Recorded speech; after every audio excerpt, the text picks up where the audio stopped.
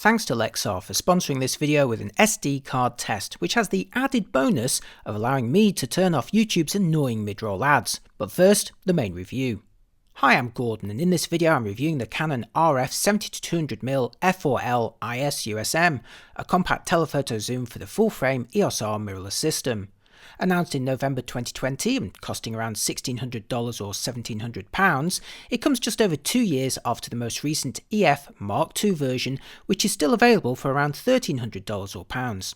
Now, since you can successfully adapt EF lenses to the EOS R system, I'll be comparing the latest RF model to that most recent EF Mark II version, as well as throwing in some bonus comparisons against the faster RF 70-200 f2.8. So if you're looking for a 70-200 zoom for your EOS R camera, you've come to the right place.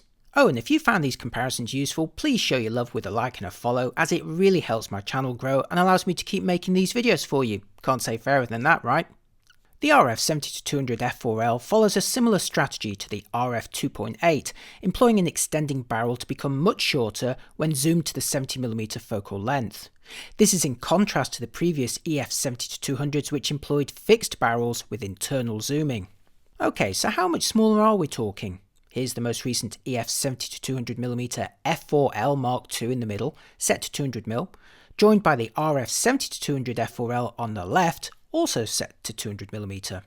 Notice how they're almost exactly the same length when they're both zoomed to 200mm, and for good measure, here's the RF 70-200 f2.8L on the right, also zoomed to 200mm, where it's a couple of centimeters longer. So far so similar, but unlike the internal zoom on the EF model in the middle, the two RF lenses flanking it employ extending barrels which retract when zoomed to 70mm. So with all three lenses now set to 70mm, notice how the two RF lenses on the left and right have shrunk considerably compared to the older EF lens in the middle, which has of course stayed exactly the same size. The difference becomes even greater when you fit the adapter required to mount the EF lens on an EOS R body. But note that neither of the RF 70-200s are compatible with the RF teleconverters, so that's a benefit of the older EF models. When extended, the RF 70-200mm f4L measures 176mm long, but shrinks to just 119mm at the short end of the range, where a switch can also lock it in place for transportation. Weighing 695 grams, the RF version is also almost 100 grams lighter than the EF model, and that's not even including the adapter, and it works out roughly similar in size to the RF 24-105 f4L seen here on the right. Indeed, measuring little more than a standard 330mm can, you'll be able to accommodate it in smaller bags even standing up, whereas the sheer length of the older lens means it normally has to be laid down flat in a bag.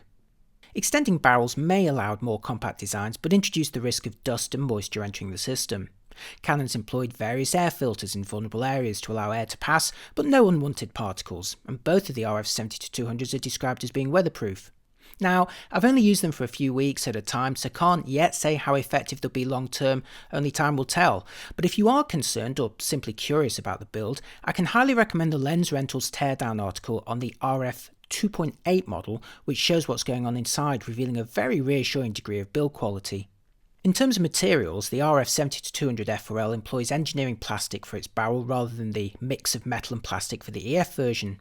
Again, I've not dropped or banged either lens, so can't say whether one's tougher than the other, but don't always assume that metal wins for this kind of job. Canon's adopted engineering plastics for all of its RF lenses so far without any issues. In terms of controls, the RF 70-200 f4L has a wide zoom ring, which feels pretty smooth, but requires a stronger twist than the zoom on the older EF version. Next to this is a thin manual focusing ring that, like most native mirrorless lenses, employs a motor-assisted approach. Then at the end of the barrel is the customizable RF clicker control ring. Interestingly, the RF 2.8L model seen here positions its control ring closest to the lens mount and swaps the position of the focus and zoom rings. For comparison, here's the older EF 70-200 f4L, again showing its length, further increased by the adapter. Note the looser feeling zoom ring and the wider manual focusing ring, which is mechanically linked, while also showing focus distances in a little physical window on the top, whereas the RF lenses display it graphically on screen. The RF 70-200 f4L employs a 77mm filter thread, matching that on the f2.8 version, but both are larger than the 72mm filter thread on the EF 70-200mm f4L. And as L lenses, all three are supplied with hoods. Canon's opted to supply its big white RF zooms with matching white hoods, unlike the black hood on the EF model. Note that the RF 70-200 f4 HUD lacks the sliding window of the 2.8 version though, which allows access to rotating filters. A more notable difference though is the absence of a tripod collar mount on the RF 70-200 f4L versus the f2.8 version, and indeed the older EF 70-200 f4, both of which are supplied with detachable collars with feet for tripods. That said, the RF 70-200 f4 is sufficiently small and light not to really need one, and I had no issues mounting it on even modest tripods. Like the EF model, there's 4 switches on the side of the barrel, including a focus limiter that operates between 2.5 meters and infinity. Canon claims the optical stabilization provides up to 5 stops of compensation on bodies without IBIS, or up to 7.5 stops on bodies with IBIS like the R5. So, to put it to the test, I took a series of photos at steadily slower shutter speeds with the RF 70-200 f4 at 200mm on an EOS R5 body which does have IBIS. Now, with both IBIS and optical stabilization enabled, I could handhold a mostly sharp result at a 1/13 of a second, and you can see it here versus the same shutter speed with all stabilization disabled, and obviously it looks way better. Now, for a sharp result on the R5 without stabilization enabled, I needed a shutter speed of at least 200th of a second, which meant I was experiencing around 4 stops of compensation in all. Now, I reshot the test using the older EF 70-200 f4L on the R5 and measured almost identical results. So personally speaking, I only achieved around 4 stops of compensation with either lens and didn't come near to the quoted 7.5 stops for the new lens. Just before moving on, here's some handheld video I filmed with the RF 70-200 f4L at 200mm on the R5, where I was unable to hold it completely steadily. But now here's the older EF version, again at 200mm on the R5, where the result is much more stable. I'm not really sure what's going on here. Maybe the RF lens or the R5 needs a firmware update to achieve Canon's claimed degree of stabilization. Plus, of course, that's my wobbling, and your mileage may vary. Moving on to autofocus, the RF 70-200 f4L employs dual nano USM motors, allowing it to focus closer than the old EF version, as well as operating more smoothly and quietly. Here's the older EF 70-200 f4L at 70mm f4, focusing for stills when adapted onto the EOS R5, where the result looks pretty smooth and confident. And now here's the newer RF 70-200 f4L for comparison, again at 70mm, and I'd say it's visibly quicker at locking on. Now back to the EF 70-200 f4L, but this time at 200mm f4 on the R5, where again the result is pretty smooth and mostly confident. And now switching to the RF version, which again is a little snappier. And just for fun, here it is focusing on seagulls in flight using bird eye autofocus on the EOS R5, where it was more than fast enough to keep up with the action. Anecdotally, the RF lens felt a little more confident than the EF version in general use, whereas occasionally the EF version on the R5 would briefly start focusing in the wrong direction before correcting itself, which could be a factor for event or sports photographers. In contrast, the RF version just felt very confident throughout. Speaking of events, here's the RF 70-200 f4L at 70mm f4 on the EOS R5, showing how easily it can acquire and track a face moving around the frame. And now at 200mm f4, where again it effortlessly finds me and snaps into focus. Both it and the f2.8 versions are formidable lenses on an EOS R5 in this regard. Canon's face tracking also works a treat for movies, here with the RF 70-200 f4L at 70mm f4. And now for the older EF version, again at 70mm f4, which is more hesitant but gets there in the end and still delivers pretty good looking results. And for fun, here's the three 70-200s at their maximum apertures, with the RF 70-200 f4L in the middle, the old EF 70-200 f4L on the left, and the top end RF 70-200 2.8 on the right, and that lens is open to f2.8, so see what you think of that extra stop of aperture on the depth of field. Now, as photo and video resolution steadily increase, it's important to use memory cards that are large and fast enough to keep up. So big thanks to Lexar, who sponsored this video and sent me one of their professional 2000X 128GB SD cards to try out. I tested the card in a bunch of new and old cameras, as well as trying out the Lexar Professional 3-in-1 card reader to transfer the data to and from my Mac laptop. With a V90 rating, it'll easily handle 4K video recording, while the 128GB capacity provides plenty of space. When filming 4K at 100 megabits per second, you should squeeze well over 2.5 hours worth of footage into 128GB. You can see my Sony a6400 here recording a single 4K clip lasting just over 2 hours and 50 minutes on the card, which is great for longer events or interviews. And here it is on the Sony A1 filming over 1 hour and 20 minutes worth of 8K video at 200 megabits per second. 128GB also gives you plenty of room for high quality photos, with the Canon EOS R5 quoting over 6,500 JPEGs or more than 1800 RAW files at the full 45 megapixel resolution. In terms of performance, Lexar quotes maximum read and write speeds of 300 and 260 megabytes per second. In my tests, I copied a 10.68GB video file to the card in 43 seconds and read it back in just under 39 seconds using the 3-in-1 professional card reader, which works out at 282 megabytes per second for read and 254 megabytes per second for writes. For the photographers, I copied a 2.99GB folder containing 177 JPEG and RAW images from the card in just under 13 seconds for a speed of around 245 megabytes per second. These are very respectable figures for an SD memory card and allow you to get working on your photos and videos with the minimum of delay. So whether you're shooting photos, videos or both, if you're looking for a high-performance SD memory card, check out the Lexar Professional 2000X series, and thanks again to Lexar for sponsoring this video. Head to lexar.com for more information on their high-performance memory cards, or check the link in the description where you'll also find links to the best prices on the lenses in this video. Now back to those telephoto zooms where portraiture is of course bread and butter, so let's make a few comparisons starting with the three lenses set to 70mm. Here's the RF 70-200 f4 at 70mm f4, followed by the EF 70-200 f4 at 70mm f4, and the first thing you'll notice is a slightly tighter field of view from the older EF version when used for close subjects at the same distance. Now, I'll talk about this more in just a moment, but for now try to look past the magnification differences. Side by side with the RF on the left and the EF on the right, I'd say the RF is a tad crisper on the finest details, but equally is arguably a tad less creamy on the rendering in the background. Now let's swap the EF on the right for the RF 70-200 2.8. First at 70mm 2.8, where you can see the benefit of that extra stop of aperture in delivering a shallower depth of field with greater background blur. Is there a big enough difference to justify the extra cost and weight? Let me know. And now for the RF 70-200 2.8, closed one stop to f4 to match the cheaper model. Now the size of the bokeh blobs have become similar, but the 2.8 model is rendering them with smoother edges for a less busy effect even at f4. I'd say it's preferable, but again you're paying a premium price and carrying a heavier lens, so the decision is yours. The bottom line though is all three of these lenses are razor sharp on subject details. Now for the RF 70-200 f4 at 200mm f4, where it's possible to really blur the background on portraits. Followed by the EF 70-200 f4, again at 200 f4, and again it's delivering a slightly tighter field of view when used from exactly the same distance.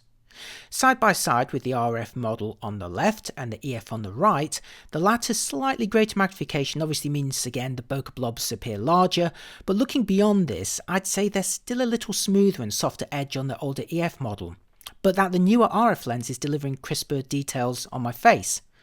Now let's switch the EF lens on the right for the RF 70-200 f2.8 at 200mm 2.8, and again you'll see the benefit of the shallower depth of field for providing greater subject separation, and as before the edges to that rendering in the background looks a little smoother from this lens than the f4 model on the left.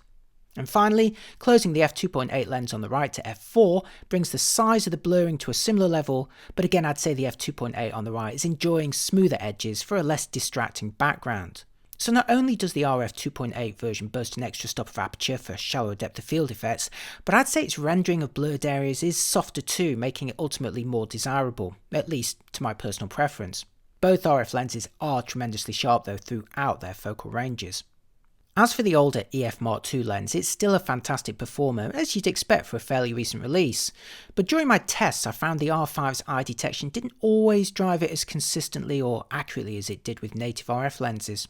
I've noticed this with some other adapted EF lenses, and if you're manually focusing you might enjoy fractionally superior results, but from my experience when autofocusing with an EOS R body you'll enjoy a higher hit rate with greater accuracy and consistency when using native RF lenses rather than adapted EF models.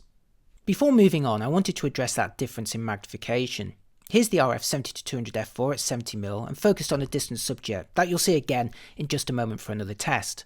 And now for the EF 70-200mm f4, again at 70mm from the exact same distance, and as you'd expect the coverage is essentially the same. Now for 200mm with the RF lens, followed by 200mm on the EF lens, and again much the same coverage, as you'd expect. But now let's return to those portraits where the subject was much closer. First the RF 70-200mm f4 at 70mm, And now the EF 70-200mm f4, again at 70mm and both from the exact same distance. And now the RF lens at 200mm, followed by the EF lens at 200mm. So at close range, the RF lens becomes less magnified. This is due to an effect known as focus breathing, and we've seen it before when comparing the RF 70-200 2.8 against the EF version of that lens. Here's a video showing the RF 70-200mm f4 at 70mm and focusing from near to far and back again.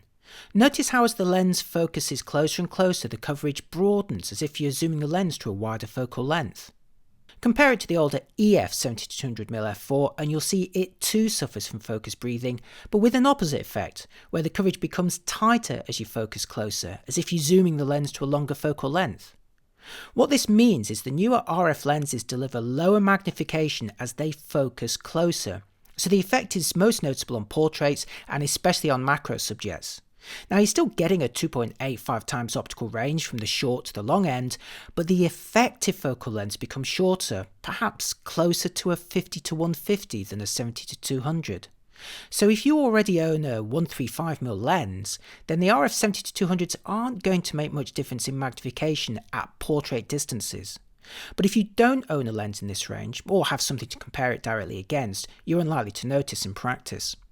To illustrate the worst case scenario, and also show how they compare for very close range focusing, here's the older EF 70-200 f4 zoomed to 200mm and positioned as close as it could focus to a ruler, approximately 1 meter from the focal plane. And now for the RF 70-200 f4, again at 200mm and from exactly the same distance, where the difference in magnification is quite striking. But the new RF lens can focus much closer, down to 60cm from the focal plane. So here it is, now from its own closest focusing distance, where if I toggle between the two lenses, you'll see the newer RF model actually delivering almost the same coverage, in fact a fraction tighter. More importantly, if you look closer, you'll see the RF lens is much sharper at its closest focusing distance than the older EF model, especially at the edges. So in terms of quality at close range, it represents an upgrade, but don't expect much or even any difference in magnification at their respective closest distances. Okay, now onto bokeh, as the rendering of blurred areas is an important factor in a lens designed for portraits, events and close range sports or wildlife. In this video, I'm zooming the RF 70-200 f4 from 70-200mm and back again with the aperture wide open. Let's take a closer look at the rendering at 70mm using their maximum apertures, starting with the RF 70-200mm f4, followed by the RF 70-200 2.8, and finally the EF 70-200mm f4. Since all were shot from the same distance, the EF lens is showing bigger magnification, so for a side-by-side comparison this time, I'm going to crop in a little bit on the RF images to match the coverage. So here we have the EF 70-200mm f4 on the left, the RF 70-200mm f4 in the middle, and the RF 70-200 2.8 on the right, all at their maximum apertures. Now there's no right or wrong here in terms of style, just personal preference, but the RF 70-200mm f4 in the middle is rendering sharper edges to its blurred areas. Now for them all at 200mm and using their maximum apertures, starting with the RF 70-200mm f4, followed by the RF 70-200 2.8, and finally the EF 70-200mm f4. And again, notice the difference in magnification from the same distance. So here again are all three side by side with their coverage matched, with the EF 70-200 f4 on the left, the RF 70-200 f4 in the middle, and the RF 70-200 2.8 on the right, again all at 200mm and all at their maximum apertures. Do you have a preference yet? I quite like the softer edges on the older EF lens actually, and the RF 2.8 models, but they all look pretty good. Now for my final test, I'll compare the RF 70-200mm f4L against the EF version with a distant subject, and I've angled the camera so that fine details extend into the corners. I'm starting here with the RF 70-200mm f4L at 70mm f4, and taking a close look in the middle unsurprisingly reveals very crisp details as we've already seen from the portrait shots. Closing the aperture made no difference to the centre sharpness. Heading into the corner and you'll see the details remain very sharp even with the aperture wide open, and again there's little to no benefit to stopping it down, so the RF zoom is performing very well wide open across the frame at 70mm. Here's the RF 70-200 f4 on the left, and the EF 70-200 f4 Mark II on the right, both showing a magnified view of the centre at 70mm f4, where they're looking pretty similar. And now into the corner, where the RF is a little sharper, but there's not much in it. Closing the aperture a stop or two makes them pretty much identical in the corner. Next up, the view at 135mm midway through the range, starting with the RF 70-200 f4, which in the middle again looks very sharp with no benefit to stopping down further. Moving into the corners again reveals the excellent performance of the lens with crisp details at f4 and again little benefit to closing the aperture any further. Side by side at 135mm with the RF lens on the left and the EF Mark II on the right, the magnified view of the middle shows them to be pretty much neck and neck, and again neither shows significant improvement when stopped down. Comparing the far corners, and again it's a very close call. Arguably the RF lens is a fraction sharper, but I wouldn't complain about the EF performance here, and again if you're shooting a landscape you could always stop down to f5.6 or f8 to match the quality. And finally the view at 200mm from the RF 70-200 f4, and completing a story of excellent performance, you'll see the sharp details in the centre, which again didn't benefit from stopping down, with that crispness extending right into the corners. Now obviously as a telephoto zoom the depth of field can become quite shallow at this point, so for landscapes you may prefer to stop down, but these tests do show that the lens can perform very well when wide open. Side by side at 200mm with the RF lens on the left and the EF Mark II on the right shows them both delivering similarly sharp results in the middle when wide open, a result that also applies to the corners. The RF lens is arguably a fraction crisper, but it's barely visible, and I'd be delighted with the detail from either of these lenses in this test. Okay, as I wrap up this review, I'm going to show you a bunch of photos I took with the RF 70-200 f4L on an EOS R5 body, and all are available to download in their original versions via my review of the lens at cameralabs.com. With the RF 70-200mm f4L, Canon's once again shown how a new lens can match or exceed the performance of a popular classic while adding something different, in this case a much more compact design, at least when set to 70mm. Now Canon had a tough job on its hands, as the earlier EF 70-200mm f4L Mark II was already one of the sharpest tools around, and one that was updated only a couple of years previously. Plus it's cheaper and can of course be successfully adapted to the EOS R system.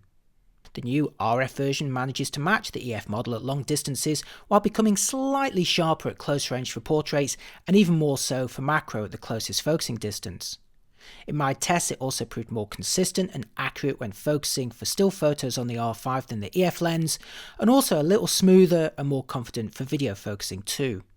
What makes the RF lens really special though is its size, little larger than a 330mm can when zoomed to 70mm, and considerably more portable than the EF version, particularly when the adapters fitted for EOS R bodies.